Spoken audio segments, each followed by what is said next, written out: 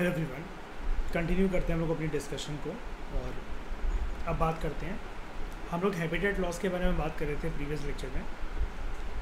उसी के कंटेक्स्ट में बात करते हैं कि हैबिटेट लॉस की वजह से टाइगर का जो हैबिटेट है, जो एरियाज़ हैं उनकी भी फ्रेगमेंटेशन हो रही है। ये भी बच नहीं पाए हैं, मतलब टाइगर्स भी नहीं बच पाए हैं कि जो अर्बनाइजेशन हो रहा है या सरकार जो डेवलपमेंटल एक्टिविटीज़ कर रही है उससे इनके एरिया बच जाएँ, ऐसा नहीं हो पाया। ये टॉपिक इस बात की तरफ इशारा करवाता है हमें कि प्रोजेक्ट टाइगर वगैरह जब लॉन्च करा जाता है तो कितनी नौटंकी करी जाती है कि हम टाइगर्स की संख्या हमने बढ़ाई है, पिछले 1 डिकेड में यहाँ से लेकर वहाँ तक आए हैं, लेकिन इनका जो हैबिटेट है अब वहाँ पर देखना किस किस प्रकार की हरकतें होती हैं, तो आपको असली औकात समझ में आएगी। जो भी वेरियस इनिशिएटिव्स और प्रयास जो करे जाते हैं टाइगर्स की जनसंख्या को बचाने के लिए। एक एस्टीमेट के अनुसार लगभग 55,000 किलोमीटर की जो सड़कें हैं वो भारत के अलग अलग जंगलों और प्रोटेक्टेड एरिया से पास होती हैं। जंगल तक फिर भी चलो समझ में आता है कि थोड़ी बहुत कटाई वगैरह करके डेवलपमेंटल एक्टिविटीज़ करना इंडिया को डेवलपिंग से डेवलप पाथ पर लेकर जाने के लिए ज़रूरी है, लेकिन यार प्रोटेक्टेड एरियाज, तो जब वहाँ से अगर कोई रोड जो है वो पास करवानी ही है, और रोड किसकी तरफ इशारा करती है? रोड प्योर फॉर्म में एक इकोनॉमिक डेवलपमेंट का इंडिकेटर है। Do you agree? सड़क अगर बन रही है तो यानी कि इकोनॉमिक डेवलपमेंट हो रही है। एग्री करते हो? तो फिर इनसे टाइटल छीन लो ना। प्रोटेक्टेड एरिया को प्रोटेक्टेड एरिया क्यों कह रहे हो? Remove the status of national park, biosphere reserve and wildlife sanctuary from a particular zone और particular area. Government of India जो है वो 36 किलोमीटर का लंबा फ्लाईओवर नेशनल हाईवे 37 के ऊपर बिल्ड करने वाली है, जो कि काजीरंगा नेशनल पार्क से पास आउट होगा। और एक काजीरंगा नेशनल पार्क कहाँ पर है? असम। यहाँ पर टाइगर्स के अलावा और कौन सी एक स्पीशीज देखने को मिलती है इंपॉर्टेंट?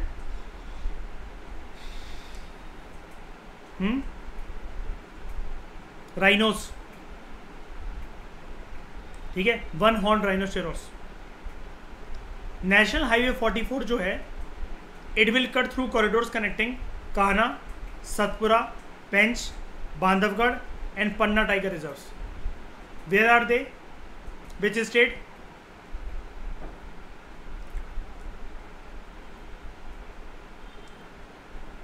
सारे राजस्थान में है। मध्य प्रदेश। राजस्थान में कौन सा योग्यता?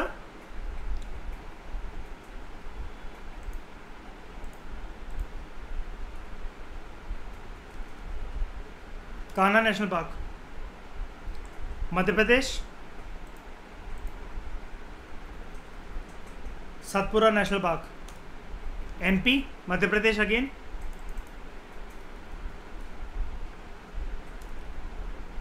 Bandhavgarh tiger reserve. Madhya Pradesh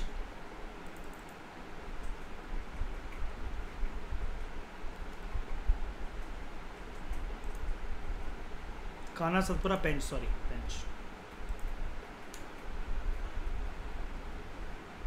Pench national park Madhya Pradesh and Maharashtra के बॉर्डर पे, ठीक है।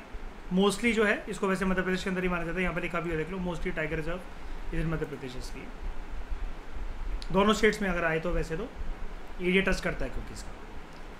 उसके बाद यार माइक बंद कर लो आप लोग अपने, जिसका भी ओपन है। मयूर माइक बंद करो, ठीक है। उसके बाद आपका पन्ना tiger reserve again Madhya Pradesh. तो गौरव, इसका आंसर क्या हुआ? ये कहाँ पर है? Kanha, Satpura, Pench, Bandhavgarh, MP, okay. उसके बाद नेशनल हाईवे 6, इंडिया का सेकेंड लॉन्गेस्ट हाईवे, जो कि सूरत से कोलकाता तक जाता है।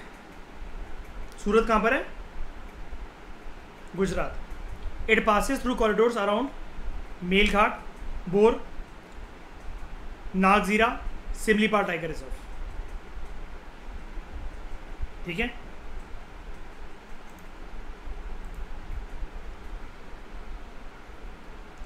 Melghat tiger reserve it is in Maharashtra, ठीक है।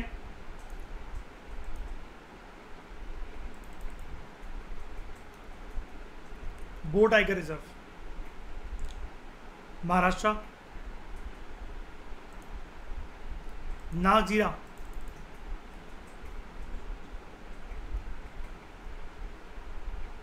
महाराष्ट्र।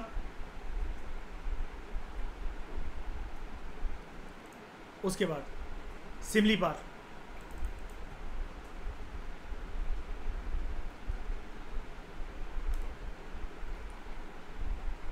ओडिशा। ये सारे हाईवेज और जो रोड जो पास हो रही हैं यहाँ से, तो आपको क्या लगता है जो प्रोटेक्शन स्टेटस है टाइगर रिजर्व्स का, इसको बढ़ावा मिल रहा है या फिर उनके लिए एक आयरनी वाली बात है? सिर्फ एक जगह पर प्रोजेक्ट टाइगर और कितना कुछ लॉन्च करके टाइगर की पॉपुलेशन को बढ़ाया जाता है। स्टेट गवर्नमेंट का इनिशिएटिव, सेंट्रल गवर्नमेंट का initiative. Dozens of roads are being upgraded on these stretches with no mitigation measures in place. अब इसकी वजह से होगा क्या? यहाँ पर अगर रोड्स, हाईवेज या डेवलपमेंट के लिए ऐसी कंस्ट्रक्शन एक्टिविटीज अगर हो रही हैं, इससे होगा क्या? क्या नुकसान होता है इससे? टाइगर जो होंगे वो क्या करते हैं?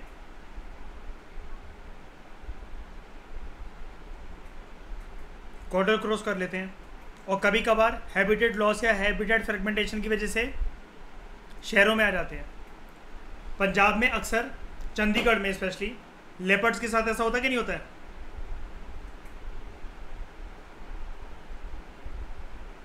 है ना? टाइगर पॉपुलेशन के ऊपर इसका असर क्या होता है? Central India's tigers have the highest genetic variations among Indian tigers. Central India यानी कि कहाँ की बात कर रहे हैं? कहाँ पे मिलने वाले टाइगर्स? मध्य प्रदेश और उसके आसपास के एरिया में, ठीक है। यानी कि यही वाले नेशनल पार्क्स वाले, कान्हा, सतपुरा, पेंच, बांधवगढ़ एंड पन्ना। अब इनके लिए अच्छे खासे हैबिटेट्स अवेलेबल थे, ठीक है, तभी ऐसा हो पाया है। अब इस प्रकार के अगर प्रोजेक्ट्स अगर आएंगे यहाँ पर और हैबिटेट लॉस होगा, तो प्रीवियस लेक्चर में जब जो हमने पढ़ा, there will be a risk of inbreeding of disease and local extinction of these tiger population। होगा कि नहीं होगा? फिर हम बढ़ते हैं वेस्टर्न घाट्स की तरफ। वेस्टर्न घाट में ग्रासलैंड हैबिटेट लॉस हो रहा है इन्वेसिव एलियन स्पीशीज की वजह से।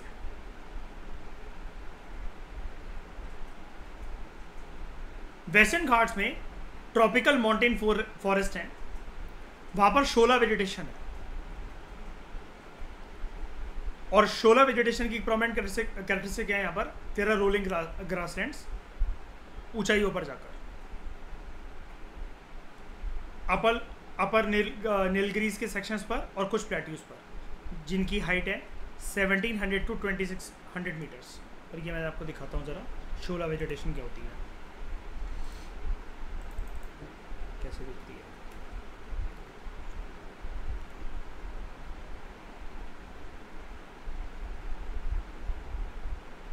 ऊंचाइयों पर जाकर जब आपको फ्लोरल वेजिटेशन मिले और वहां पर आपको कुछ ऐसे प्लांटेशंस और वेजिटेशंस मिले जो फ्लावरिंग हो, जिनमें फूल उगते हो, वो होती है शोला वेजिटेशन। मतलब अब ये शोला ऐसा नहीं कि कॉमन वर्ड है कि दुनिया में हर जगह पाया जाएगा।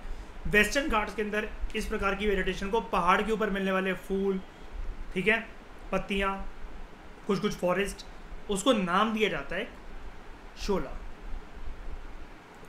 फॉरेस्ट।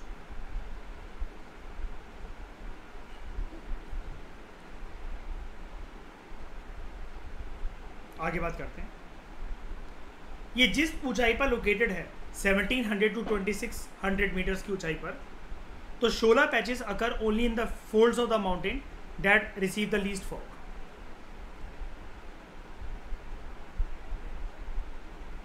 इन्वेसिव स्पीशीज यहाँ पर like eucalyptus, tea plantations, wattle, acacia, lantana and natural alien species like parthenium, hysterophorus, ये शोला फॉरेस्ट को वाइप आउट कर रहे हैं, सारी की सारी इनवेसिव एलियन स्पीशीज हैं, फ्लोरल स्पीशीज। यूकेलिप्टस मैंने आपको दिखाया था, ये इस प्रकार का पेड़, ये। उसके बाद कुछ कुछ चाय के बागान यहाँ पर जो हैं, कुछ कुछ ट्रीज हैं, बॉटल,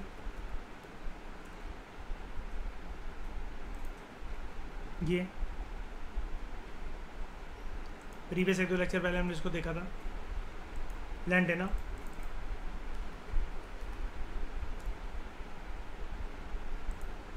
ये फूल,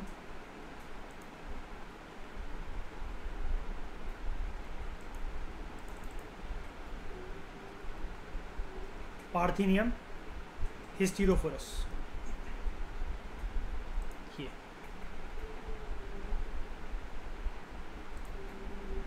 पार्थिनियम हिस्टीरोफोरस। ठीक है,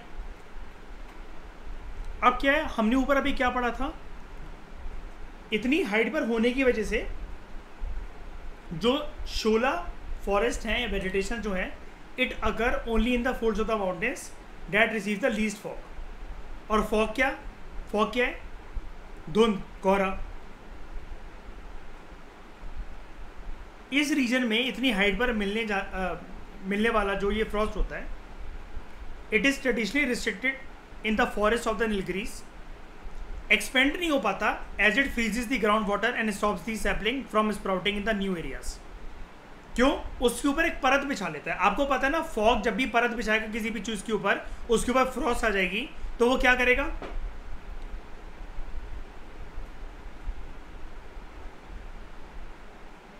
बताओ? जब भी किसी चीज के ऊपर फ्रॉस्ट आ जाएगी तो वो क्या करता है, डिकी होता है, नहीं ग्रो हो पाएगा ना। क्यों? किसी भी चीज को ग्रो होने के लिए वार्म कंडीशन चाहिए होती है ना, हल्की सी। यहाँ दिक्कत पता क्या होती है, पूरी बात आपको यहाँ पर बताई नहीं गई है। वो तो ये कह रहा है कि जो कोहरा है, जो धुंध है, जो ये फ्रॉस्ट है, वो नीलगिरीज में फॉरेस्ट को अब एक्सपेंड नहीं होने देता, क्योंकि ग्राउंड वाटर को फ्रीज कर देता है, जिसकी वजह से नए नए जो सैपलिंग्स हैं नए नए एरियाज के अंदर, उनकी स्प्राउटिंग नहीं हो पाती है। वो मिट्टी की बात नहीं बता रहा है कि ये जो फ्रॉस्ट है, जो ओस है, ये मिट्टी पर जमा हो जाती है। अब जहाँ पर ये सीड है, किसी पेड़ से फ्रूट से, उनके ये ट्री से ये सीड्स गिरे, इसके ऊपर जब ये ओस की सतह जम गई,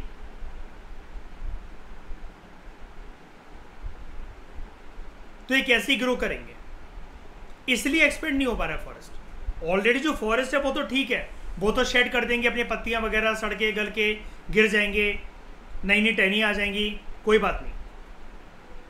नए ट्रीज, नए सैपलिंग से स्प्राउट नहीं हो पा रहे हैं, तो जितना वो जो है उतना ही रिस्ट्रिक्ट रह गया है। अब जितना जो बचा है वो भी डिग्रेडेशन की स्पीड पर जो है, मतलब उसके बाद पर जो है वो बढ़ रहा है स्पीड से।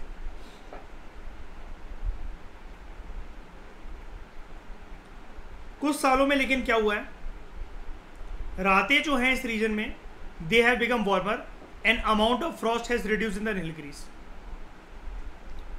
अब यानी कि वार्मिंग कंडीशंस आ रही है, तो क्या है, ये सैपलिंग की ग्रोथ को बढ़ावा देंगी। अभी तक ऊपर इशू क्या था, कोहरा, धुंध, फ्रॉस्ट, ये सब जो है वो सैपलिंग को ग्रो नहीं होने देते हैं, है ना। अब जैसे मैं आपको दिखाता हूं,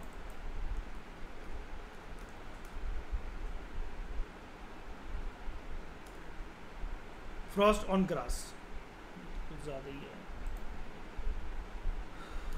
ग्रास, ये देखो। अगर ये ऐसे होते होते रात भर ओस पड़ती रहे, बर्फ पड़ती रहे, ओस मान लो, बर्फ तो नहीं यहाँ पर, और इसकी ग्रीनरी कुछ ऐसे खो जाए और 2-4 दिन तक ऐसा होता रहे, आपको क्या लगता है घासें हरी भरी रह जाएंगी क्या?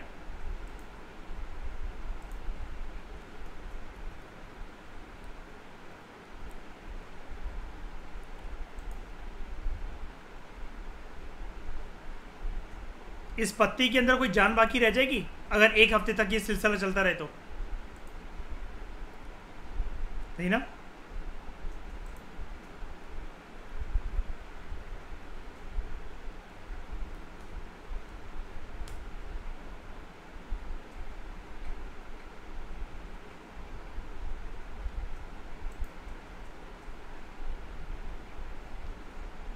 नीलगिरीज में फ्रॉस्ट, हैवी फ्रॉस्ट इन ऊटी।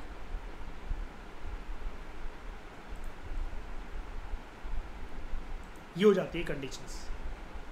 हाँ, कुछ सालों में लेकिन क्या हुआ है, रातें जो हैं वो थोड़ी सी गर्म होने लगी हैं and amount of Frost has reduce in the Nilgiris.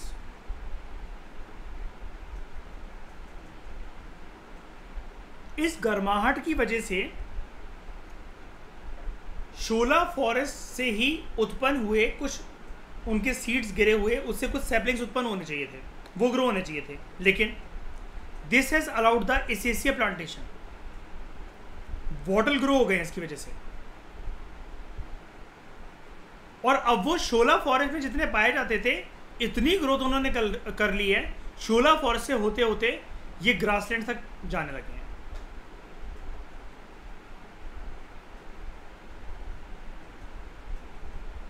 यहां पर देखो, ये है forest,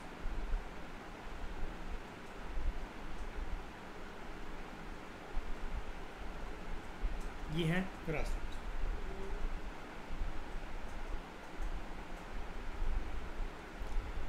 This change in vegetation is resulting in the loss of water sources, massive landslides,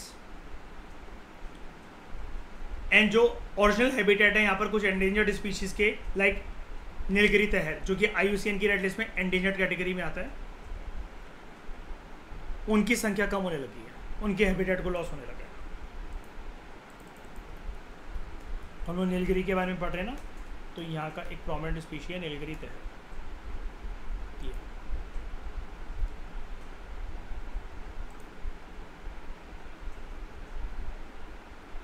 ये देखना चाहिए मरने के लिए कौन खड़ा है।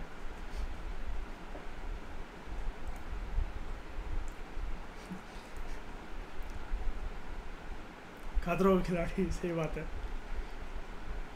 देख रहे हो एक धुंध जो है उसने कितना बेड़ा गर्क करके रख दिया। अब देखो, हम कुदरत को तो जैसे ऐसे करके आप कहोगे कि हम उसमें नेचुरल कंडीशन में क्या कर सकते हैं, लेकिन यहाँ पर वो आपको क्या बता रहा है, ये जो धुंध है या फिर अब रातें जो है वो गर्म होने लगी है, ये किसके लिए हो रहा है, मतलब ये किस, इसके पीछे रीजन क्या है, किस वजह से हो रहा है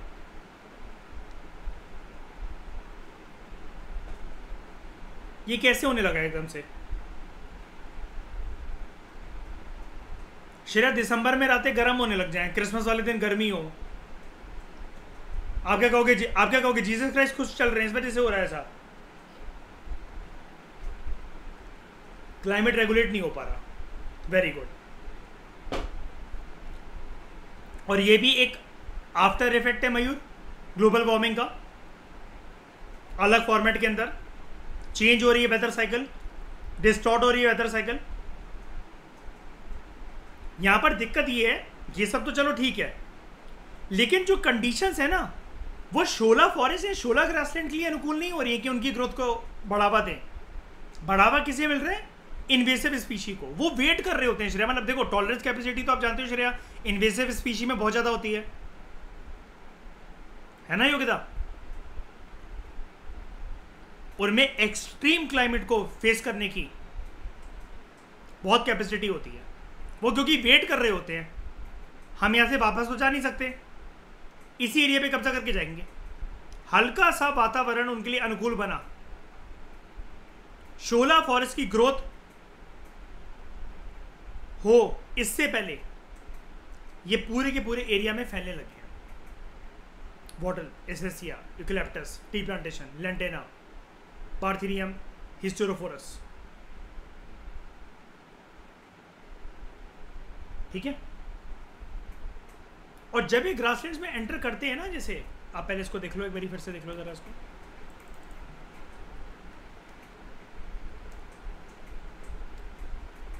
ये है बॉटल,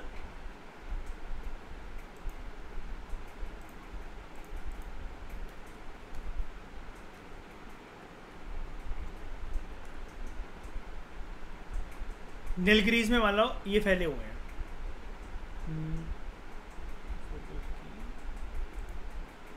ये रहा, ठीक है।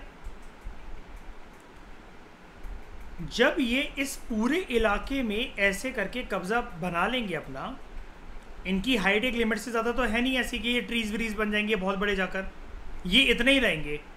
यानी कि घुटनों की हाइट तक रहेंगे, शर्ब्स और हर्ब्स की फॉर्म में दिखेंगे आपको। अब ये आपको जगह जो है जहाँ से नीलगिरी तहर जो आपको आते हुए दिख रहा है कैसी है, एक रोलिंग जगह है ना, रोलिंग जगह है ना ये। अब यहाँ पर मान लो कि बॉटल है या ये कोई इन्वेसिव एलियन स्पीशी मान लो, पीछे से जब ये पूरे के पूरे इधर उधर फूल जैसे ये इन्वेसिव स्पीशीज जो लगे हुए हैं, जो हमें लग रहा है कि फूल है लेकिन हम जानते हैं कि कितने खतरनाक हैं, इसकी वजह से होता क्या है, लैंडस्लाइड जो हैं वो बढ़ने लगी। बीच में रुकावटों के लिए जो ग्रासलैंड्स वगैरह जो थे उन ग्रासेस को लुप्त करने लगी हैं। अब ये जो फूल हैं पीछे से कोई पत्थर अगर खिसका चला आ रहा है ये रोक नहीं पाते हैं। फूलों के ऊपर से अगर हम मयूर अगर पैर रख दें तो हम खुद नहीं गिर जाते हैं, फिसलने के चांसेस नहीं होते हैं। होता है चिकने जो फूल होते हैं अगर वो स्लाइड करवाने पे आए तो गिर जाओगे, घास के ऊपर फिसल कर गिरता है ज्यादातर कोई इंसान, नहीं होता ऐसा। उसकी वजह से लैंडस्लाइड जो है वो बढ़ने लगी।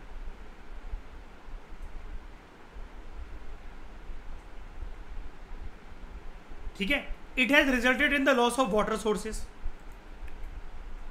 कुछ कुछ झरनों से फूट कर जहां जहां से पानी आता है या आता था अभी तक, ये उसको भर देते हैं, पूरी की पूरी उसके ऊपर एक कॉलोनी बना ली, वो गैप फिल कर दिया।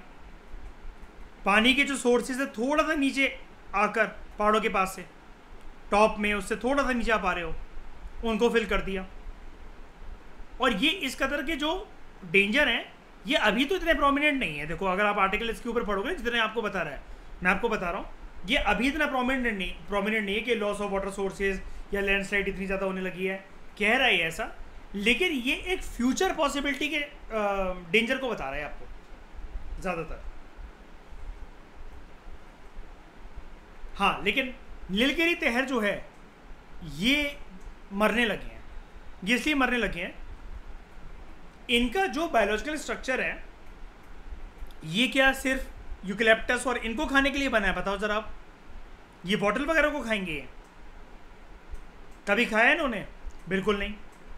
ये यहाँ की लोकल वेजिटेशंस, लोकल घास फूस को खाते थे।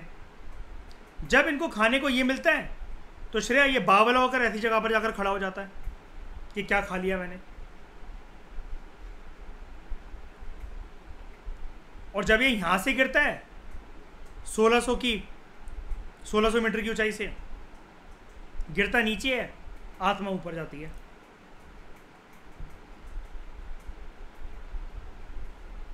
समझ गए? टोडा ट्राइब्स एक पीवीटीजी है, पर्टिकुलरली वल्नरेबल ट्राइबल ग्रुप्स। इसके बारे में मैं डिटेल में आपको पढ़ाऊंगा। यूपीएससी पिछले 8 साल में 3 बार इसके ऊपर क्वेश्चन पूछ चुका है, अलग अलग फॉर्मेट के अंदर देता रहता है। ये अपर नीलगिरीज में सेटल्ड है, पर्टिकुलरली वल्नरेबल ट्राइबल ग्रुप्स। ये नॉर्मल ट्राइबल ग्रुप्स नहीं होते हैं, नाम से ही देख लो आप, इनके जो प्रीफिक्स लगा हुआ है पर्टिकुलरली वल्नरेबल, यानी कि इनका प्रोटेक्शन स्टेटस या इनके लिए सरकार जो इनिशिएटिव चलाती है वो ज़्यादा हायर नॉच हायर लेवल पर होता है। ये जो टोडा कम्युनिटी है ये पेस्टोरल कम्युनिटी है, ये शोला ग्रासलैंड पे डायरेक्टली डिपेंडेंट है। अगर ये गए तो इनका ट्रेडिशनल लाइवलीहुड छिन जाएगा।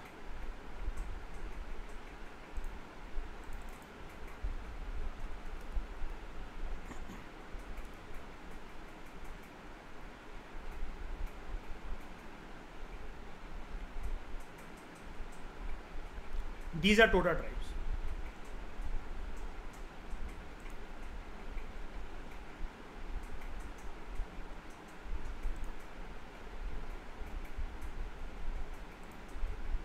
इनका ट्रेडिशनल ऑक्यूपेशन है पेस्टोरलिज्म।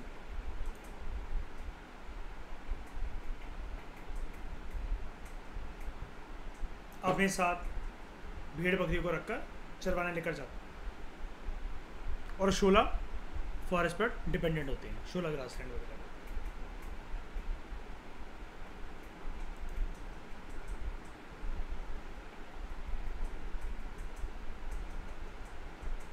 एलियन स्पीशीज इन्वेजन के बारे में और बात करते हैं। एलियन इन्वेसिव एलियन स्पीशीज जो हैं ये पर्टिकुलर तरीके से उस एरिया की मूल निवासी नहीं होती हैं। ये फैलती हैं और न्यू इकोसिस्टम के साथ इंटरफेयर करती हैं by posing a serious threat to the native biodiversity, जिसकी वजह से इकोनॉमिक लॉस हो सकता है। They are the second biggest cause for biodiversity loss habitat destruction के पास, क्योंकि वो तो चलो ये किसकी वजह से हो रहा है? हैबिटेट डिस्ट्रक्शन किसकी वजह से हो रहा है? ह्यूमंस की वजह से। इन्वेजिव एलियन स्पीशीज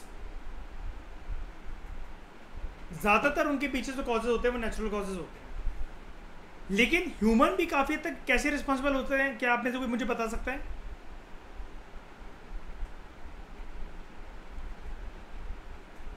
नहीं, यहां पर तो हम ग्रो कर रहे हैं ना उनको। जैसे कि एक इंसान ने ये सोचा कि कमर्शियल वैल्यू बहुत ज़्यादा है इस फूल की, इस पेड़ पौधे की, ठीक है मयूर, उसने वो लगा दिया वहाँ पर जाकर। अब उसको नहीं पता था वो उसको लोकल वेजिटेशन इतनी पसंद आ जाएगी उस फूल को, पेड़ पौधे को, कि वो वहाँ पर पूरा का पूरा एरिया को कॉलोनाइज कर लेगा। ऐसे कभी कभार, जैसे हमने ऊपर पढ़ा था ना श्रेया, कि लिखा हुआ था कि इन्वेजिव एलियन स्पीशीज जो है कभी कभार इंटेंशनली और अनइंटेंशनली इंट्रोड्यूस कर दी जाती हैं, और कभी कभार खुद से भी हो जाती हैं। खुद से कैसे हो जाती है? कोई एक सीड वगैरह वहां पर आ गया, वो एक सैपलिंग बन गया, उसके अंदर इतनी पावर है कि पूरे एरिया को कॉलोनाइज कर लेगा।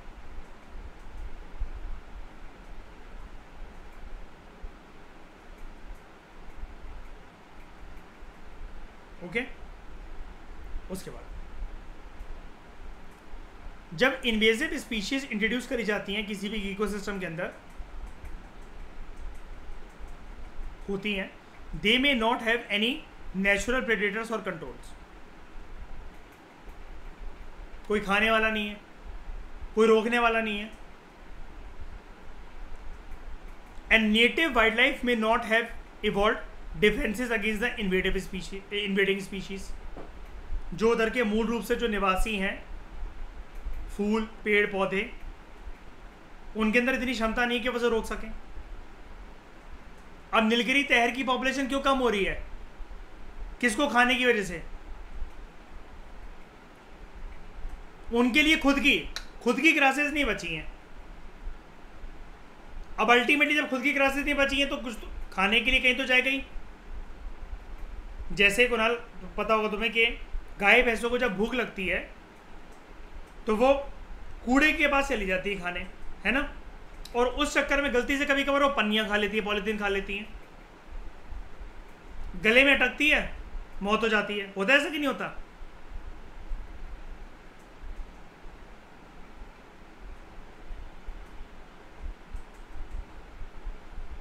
अब एक रेजिन लाइक सब्सटेंस जो कि इस प्रकार के एलियन प्लांट स्पीशीज से निकलता है, जो ये रिलीज करते हैं इन्वेजिव स्पीशीज, इसकी वजह से जो सॉइल होता है वो एसिडिक बन जाता है। It prevent the growth of any other plant species. ये दिक्कत होती है।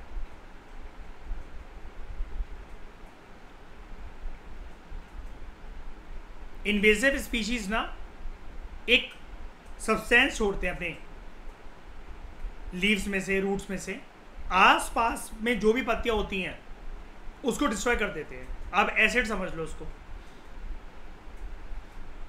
तेजाब समझ लो। वो खत्म होती चल रही है, इन्होंने लिक्विड फैलाया, ये यहां पर ही है, आसपास ये खत्म, इन्होंने अपनी और ग्रोथ कर ली, बड़ा हो गया एरिया। ऐसे करते करते कॉलोनाइजेशन करना इनके लिए ईजी हो जाता है। Species like lantana they grow extensively और एक मैट लाइक स्ट्रक्चर क्रिएट कर देते, पूरे आसपास बेच जाते हैं। फिर कुछ जो हर्बीवोर्स एनिमल्स होते लाइक गौर, चीतल, सांबर, इनको खाना मिल नहीं पाता। और हर्बीवोर कौन होते हैं? जो किसके ऊपर डिपेंड होते हैं अपने सर्वाइवल के लिए? प्लांट्स। इनब्रीडेशन।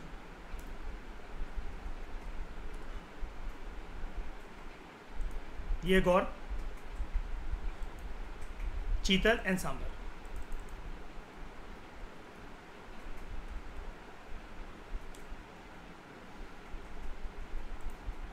चीतल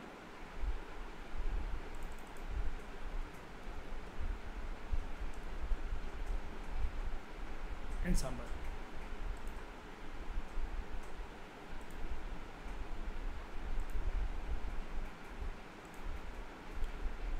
इनको मिल नहीं पाते ये पेड़ पौधे खाने के लिए, ग्रासेस वगैरह। ईस्ट अफ्रीका में लेक विक्टोरिया में एक बारी नाइल पर्च फिश इंट्रोड्यूस करी गई थी। लेक विक्टोरिया से क्या इमर्ज होता है श्रेया?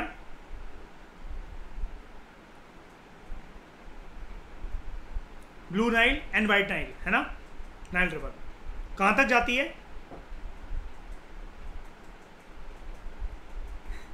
बताओ अभी। मेडिटेरियन सी। क्या पाया जाता है नाइल में?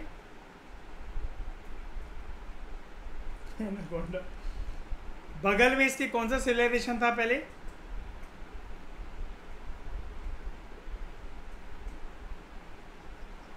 Egyptian civilisation. ठीक है, तो Nile perch fish was introduce in the lake Victoria in East Africa. This led eventually to the extension of an ecologically unique assemblage of 200 species जो थी, 200 स्पीशीज चिकलेट फिश की इस lake के अंदर, वो लुप्त हो गई इसके इंट्रोड्यूस होने की वजह से।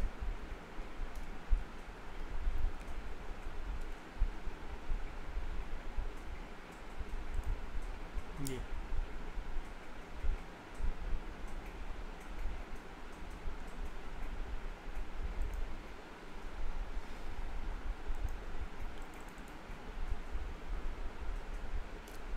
इसको खा गया पूरा का पूरा, ये जो सुंदर रंग बिरंगी मछलियाँ आती हैं। कुछ भी नहीं बची।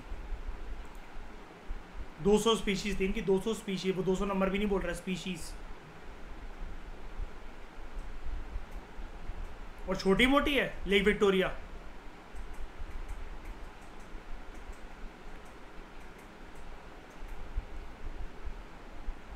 एनवायरमेंटल डैमेज जो है,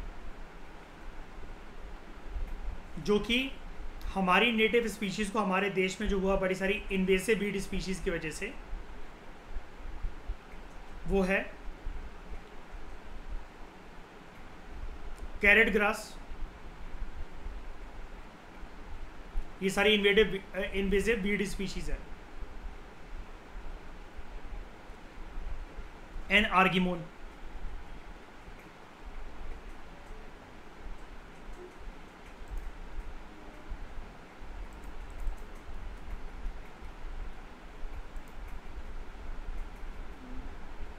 कैरेट ग्रास,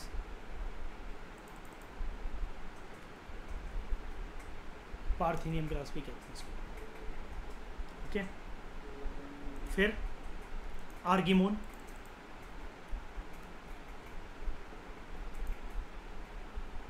ये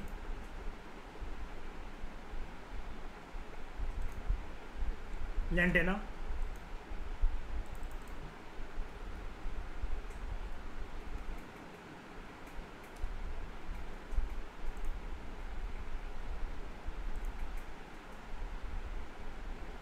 पहाड़ों वगैरह पे रोड के किनारे कुछ ऐसा दिखेगा आपको ये। और उसके बाद वाटर हाइसेंथ,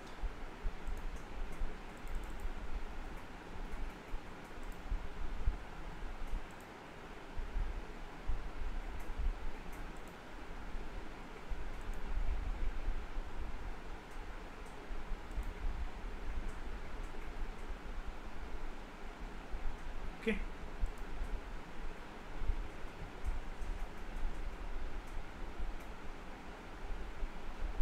हाउस गीको की प्रेजेंस की वजह से जो नेटिव गीको पॉपुलेशन है ट्रॉपिकल एशिया में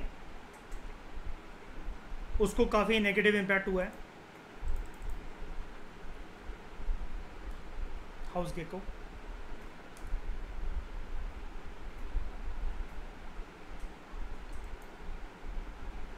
ये छिपकली की प्रजाति।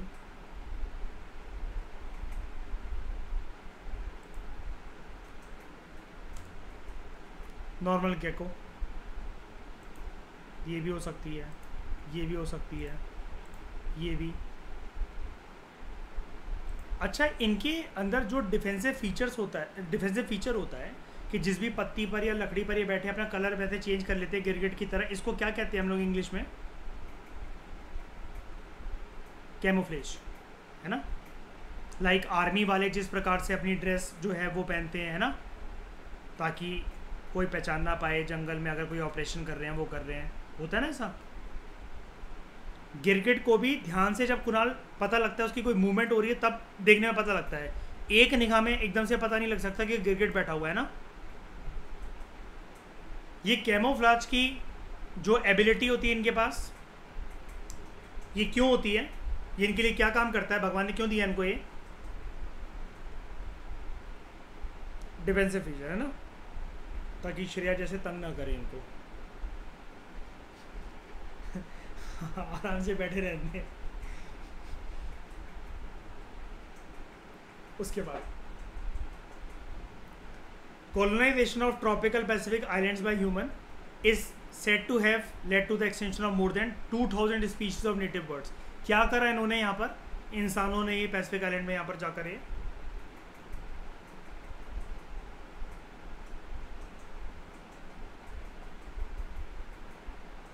मोर देन 2000 स्पीशीज एक्सटेंट हो गई। क्या करा क्या इन्होंने यहाँ पर?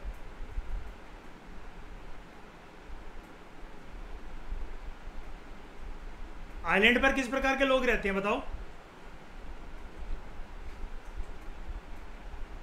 ट्राइबल्स। तो चिड़िया के साथ क्या कर रहे थे, खेल रहे थे चिड़िया और हंटिंग।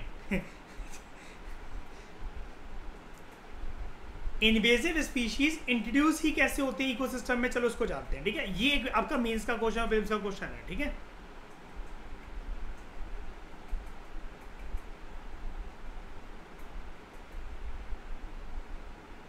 इन्वेजिव स्पीशीज जो है ह्यूमन एक्टिविटीज की वजह से आ सकते हैं थ्रू ट्रांसपोर्टेशन, जानबूझकर भी, गलती की वजह से भी। जानबूझकर ऐसे कि चलो वहां पर जाके प्रॉफिटेबल बिजनेस करते हैं, गलती की वजह से किसी चीज़ में कुछ लग कर आ गया, गलती से इंट्रोड्यूस हो गया, सारे सीड के साथ उसका सीड भी गिर गया, तब। शिप्स जो हैं वो एक्वेटिक ऑर्गेनिज्म को कैरी कर सकते हैं in their blast water and on their propellers. मैं आपको बलास्ट वाटर बताता हूँ क्या होता है। जैसे शिप के अंदर हम लोग ट्रैवल कर रहे हैं, मान लो कि हम सारे लोग ना मालदीव्स जा रहे हैं घूमने, और उसमें और भी फैमिलीज होंगी, और भी कपल्स वगैरह बहुत सारे लोग होंगे, है ना। अब क्या है, जितने दिन के लिए हम उसमें शिप में हैं, तो अपने अपने रूम्स में जाकर हम लोग ये तो करेंगे ना मयूर, कि वॉशरूम यूज़ करेंगे, नहाएंगे, धोएंगे, है ना, फ्रेश होंगे, बार बार जाएंगे, होगा ऐसा क्या? नहीं होगा। तो गंदा पानी होगा, वो ह्यूमन वेस्ट होगा, जिसमें होटल का पानी, किचन का पानी, इधर उधर का पानी, हर जगह रूम्स का पानी, ये सब कुछ होगा। वो इसको नीचे के चेंबर में स्टोर कर लेते हैं। आपको पता है ना, ऐसा ट्रेनों में भी होता है, ऐसा बसेस में भी होता है आजकल, और ऐसे ही शिप में भी होता है, ठीक है। हाँ, मतलब हर प्रकार से, मतलब वैसे थोड़ी ना कहीं भी मतलब रिलीज कर देंगे खुले एनवायरनमेंट के अंदर, ठीक है। इसको स्टोर करके रख लिया। अब उसमें कभी कभार क्या होता है, जहां पर जाकर इन्होंने किसी जगह पर जाकर रिलीज करा उसको, समुद्र के छोर पर, किनारे पर, के वहां से वो ले जाएं। अब वो जैसे उसको खुला छोड़ दिया, उसको उतने टाइम के लिए, जितने टाइम के लिए वो रिलीज हो रहा है, साफ हो रहा है वो टंकी, ठीक है, अंदर की। अब टंकी बंद होगी तो भाई वो समुद्र के अंदर शिप होता है यार, आप ऐसा तो कह नहीं सकते कि आप बिल्कुल ही उसको ड्राई कर दोगे श्रेया, अंदर कुछ तो पानी होगा ही ना, फिर भी उसके पूरा साफ तो कभी भी नहीं हो सकता। समुद्र में रहने वाली चीज ड्राई तो ही नहीं हो सकती ना नीचे से। अब उसके अंदर क्या होगा, उस पानी, जैसे आपने ढक्कन बंद करा तो वो पानी जो खींचा चला आ रहा है, उसके साथ कोई मछली आ गई वहां पर। अब वो मछली थी इन्वेसिव एलियन स्पीशी, हराम जाति प्रजाति, ठीक है। अब वहां पर जिस एरिया में वो शिप जाकर पार्क हुआ, अगेन दोबारा बलास्ट वाटर, उसने अपना चेम्बर ओपन करा और वो पानी छोड़ा, मछली चली गई उधर, ठीक है। और उसके बाद जब वो रिलीज होती है, अब जर्नी अगर लंबे दिन की है तो वो भूखी है बड़े दिन से, सबसे पहले जाकर वो खाएगी। और जब उस मछली को पता लग जाएगा यार यहाँ की फिशेस को मारना तो बहुत आसान है, डरपोक है साली, बस उसकी कॉलोनी बनना शुरू हो जाती है। कुछ कीड़े मकोड़े लकड़ी के अंदर घुस जाते हैं, data shift around the world. तो इंडिया का कोई दीमक किसी लकड़ी में लगा हुआ है, वो लकड़ी एक्सपोर्ट हो रही है टू जर्मनी, उधर जाकर वो इंसेक्ट जो है वो किसी एरिया को कॉलोनाइज कर सकता है, दूसरे इंसेक्ट्स को हार्म कर सकता है।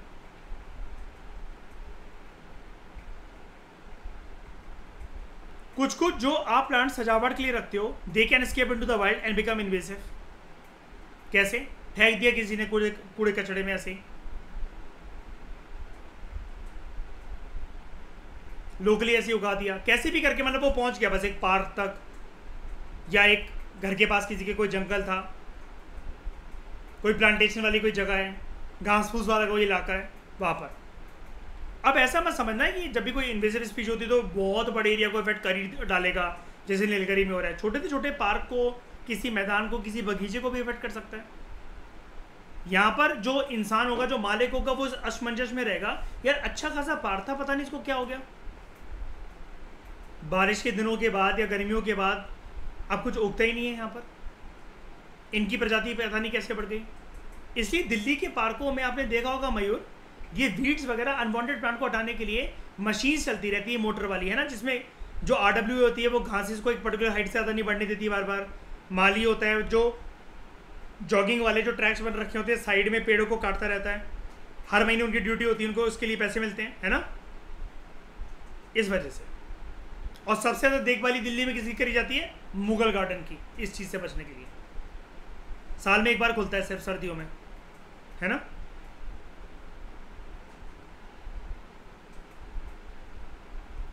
Sometimes humans voluntarily introduce an invasive species to control the population of another species.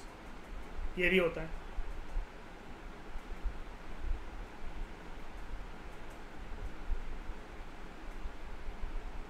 और कभी कभार इंसानी हरकतें हैं, जानबूझकर। यहाँ पर तो बड़ी अच्छी लाइन लिख दी है ना कि दूसरी स्पीशी को कंट्रोल करने के लिए, दूसरे को बर्बाद करने के लिए भी हो सकता है। किसी की भुट्टे की खेती है, आपको उससे नफरत है, आपने फॉल आर्मी वॉर्म इंट्रोड्यूस कर दिया, याद है ना श्रेया, फॉल आर्मी वॉर्म के बारे में बताया था मैंने, मेज के ऊपर अटैक करता है।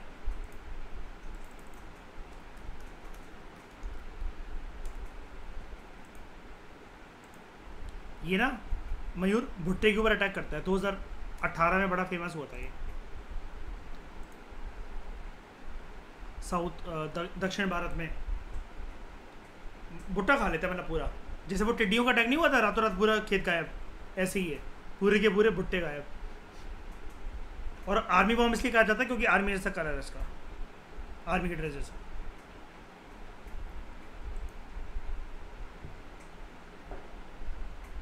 इसके अलावा changes in rain and snow pattern, climate change की वजह से, it enable some invasive plant species to move into the new areas.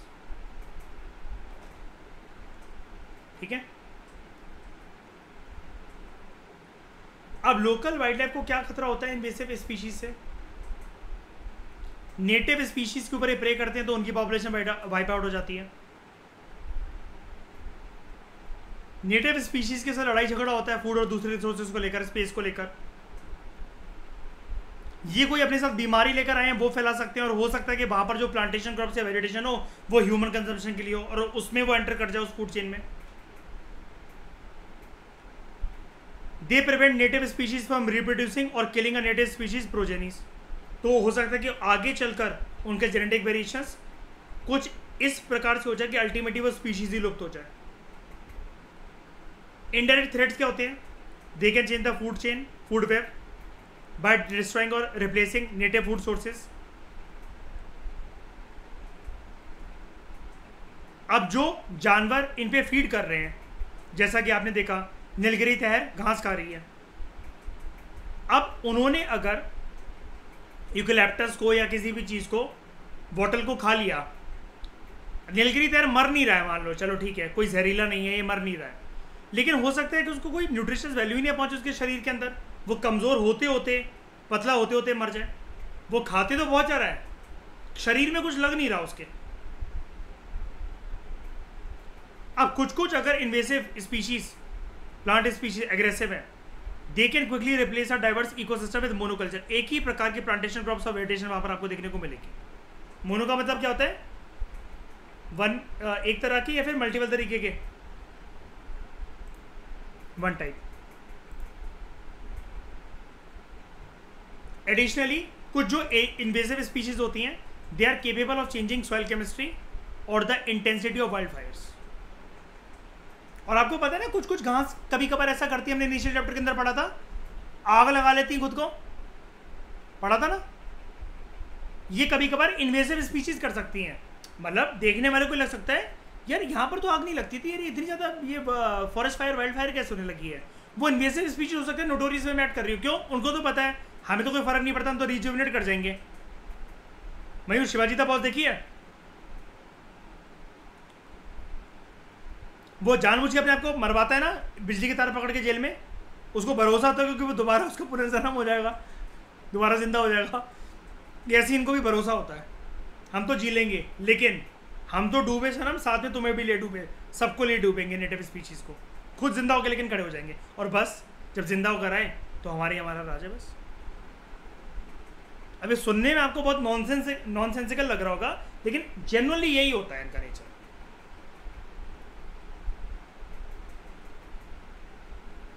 तो इस डिस्कशन में दोस्तों फिलहाल इतना ही। Thank you very much for discussion.